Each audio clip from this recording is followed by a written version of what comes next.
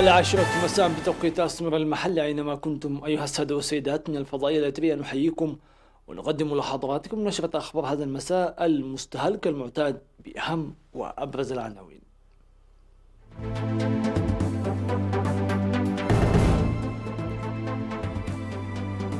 حاكم إقليم عسبة يتفقد الخدمات الاجتماعية والبنية التحتية. جهود مرضية لحل مشكلة مياه نخبة.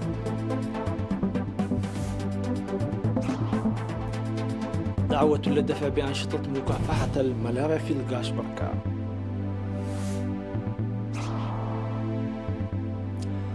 مقتل زعيم تنظيم القاعدة خلال عملية عسكرية فرنسية شمالي مالي. قوات حفتر تتراجع شرقا مع فشل هجوم العاصمة الليبية. ومظاهرات بمدن أوروبية وأسترالية دعما للسود. أهلا بكم من التفاصيل. تفقد حاكم إقليم عسبة السفير عبد الله موسى في 5 يونيو مؤسسات الخدمات الاجتماعية والبنية التحتية الزراعية في علا بريد، وذكر في المناسبة عن وجود 7 خزانات مياه بينها سدود وحفار تسع ل20,000 متر مكعب مياه، وإجراء دراسات لتنمية مساحة 160 هكتار في منطقة ترينكوا. وتوجد في مديرية علا بريد مستشفى و4 عيادات و12 روضة أطفال و24 مدرسة ابتدائية و10 مدارس متوسطة و4 ثانويات.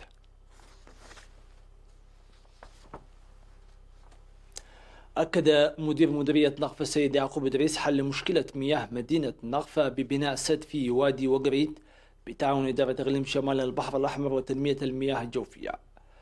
وأوضح بأن السكان انتظموا في مجاميع عمل في الجهود التي بذلت لحل المشكلة، وقاموا بحفر مجرى بطول 8 كيلومترات لمد أنابيب المياه وبناء خزاني مياه. وذكر الاكتمال بناء سد والعمل في سد آخر لإحداث حل دائم لمشكلة المياه ليتمكن السكان من الحصول على مياه الشرب الصالحة، والبدء في مد أنابيب المياه إلى المستشفى والمؤسسات التعليمية والمؤسسات الأخرى. وأشار إلى القيام بأعمال واسعة لحماية التربة وتثبيتها أعلى السدين إلى ضمان خدمة أطول وإطلاق أنشطة التنمية الزراعية على ضفاف وادي وقريد. دعت وزارة الصحة للدفع بأنشطة مكافحة الملاريا في إقليم القاشبركة. وقال مسؤول مكافحة الملاريا في الإقليم السيد إبراهيم يعقوب في الدعوة التي وجهها في الاجتماع الذي عقد في قلوج أن المرض انخفض نتيجة أنشطة التوعية والمكافحة، ويجب مواصلة أنشطة المكافحة في فترة التصدي لوباء كورونا. وذكر مسؤول المعلومات والتعبئة في مكتب وزارة الصحة بإقليم القاشبركة السيد سلطان حقوس أن على الكادر الصحي والإدارات العمل لإزالة مسببات مرض الملاريا إلى جانب أعمال مكافحة كورونا. وأوضح مدير مديرية قلوج السيد دسيزر أمريم أن مرض الملاريا يتم السيطرة عليها بالمبادرات والوسائل التي تتبعها الأسر والمجتمع، داعيا المجتمع للعمل دون انتهاك ضوابط مكافحة كورونا ونظافة محيطه وإزالة أماكن تكاثر البعوض واستخدام الناموسيات. يقوم سكان 27 قرية في مديرية دورو وأعضاء قوات الدفاع في المديرية بأنشطة إصلاح مساقط المياه وحماية التربة وحفظ المياه.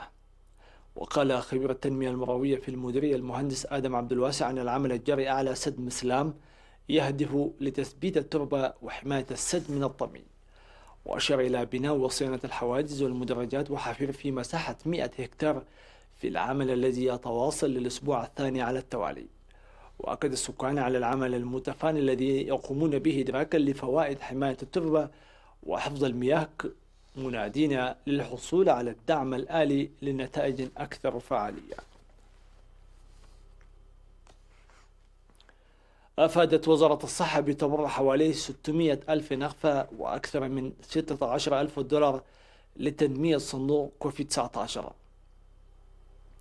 وقد تبرعت مؤسسة زائر الخاصة 300 ألف نغفة وعمال مؤسسة زائر 64,356 نغفة، وشركة كلولي للتعدين 164,570 نغفة، وشركة ألفا للتعدين ب3,000 دولار، وشركة انديامو للتعدين 3,000 دولار، وبساتين كركبت 70,186 نغفة، وجمعية بساتين فورتساو 50,000 نغفة، وإدارة تغليم القاش بركة 38,061 نغفة، وعمال مكتب الاتحاد الأوروبي 29,000 نغفة، ومديرية موغولو 18,618 نغفة.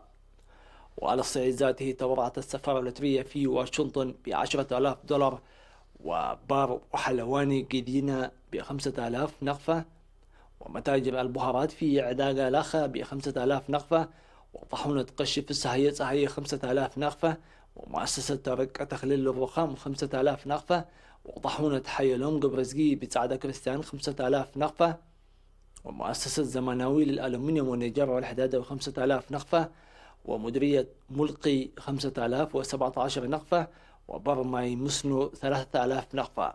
وتبرعت ورشة أسرة ألم تخستي ب3,000 نغفة، وإدارة مديرية أوردت ب2,454 نغفة، وإدارة مديرية غونيو ب2,325 نغفة، وكل من جمعية بعلى مريم مغركة بمديرية سرجاغ المقيمين في أسمرة، وأبار تسفاي ملس وجمعية بعلس قهر لأبناء تمزة بمندفرة 2000 نغفة، وكل من جمعية صيادي الأسماك في تشيسكو بارنتو، ومتجر أسمرم طريق المواد الكهرباء، ومتجر ما ذهبت مريم للإلكترونيات والمواقد ب1500 نغفة. كما تبرعت جمعية قدوس يوحنس المقيمين في أسمرة ب2000 نغفة، وكل من دكان تسبلت أمرو جبريلا لتصفيف الشعب ببيت مخاء، وطاحونة زفان زايد للفلفل الأحمر في مدبر، ويونيفرسال إلكترونيك، ومغلق عبد السلام محمد أمان، ودق زرقول الألبان، وكابل كافي 1000 نغفة، وخدمات مياه دق محرق 587 نغفة، وعدد من المواطنين بحوالي 8,200 نغفة. سيداتي سادتي، إلى فاصل ثم نوافيكم بالأنباء العالمية.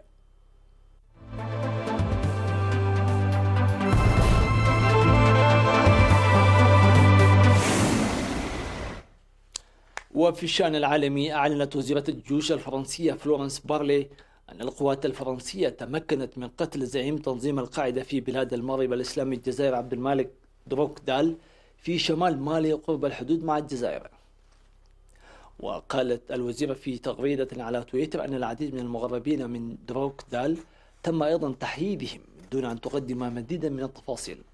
وأشارت إلى أن عبد المالك دروكدال عضو اللجنة التوجيهية لتنظيم القاعدة كان يقود كل مجموعات القاعدة في شمال أفريقيا وقطاع الساحل، بما في ذلك جماعة نصرة الإسلام والمسلمين، أحد الجماعات الإرهابية الرئيسية الناشطة في الساحل.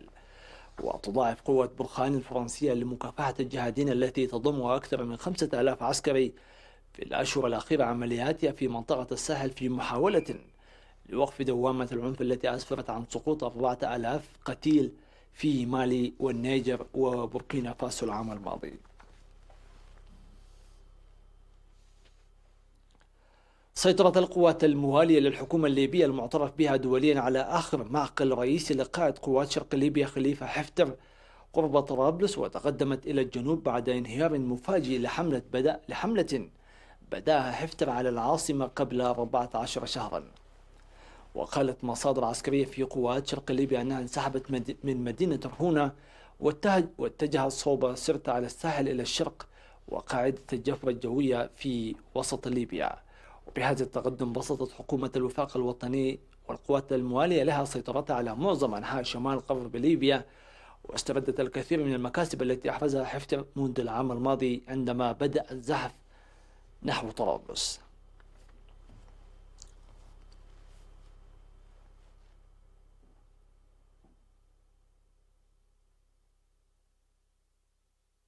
وصلنا إلى نقطة الختام. دمتم في أمان الله.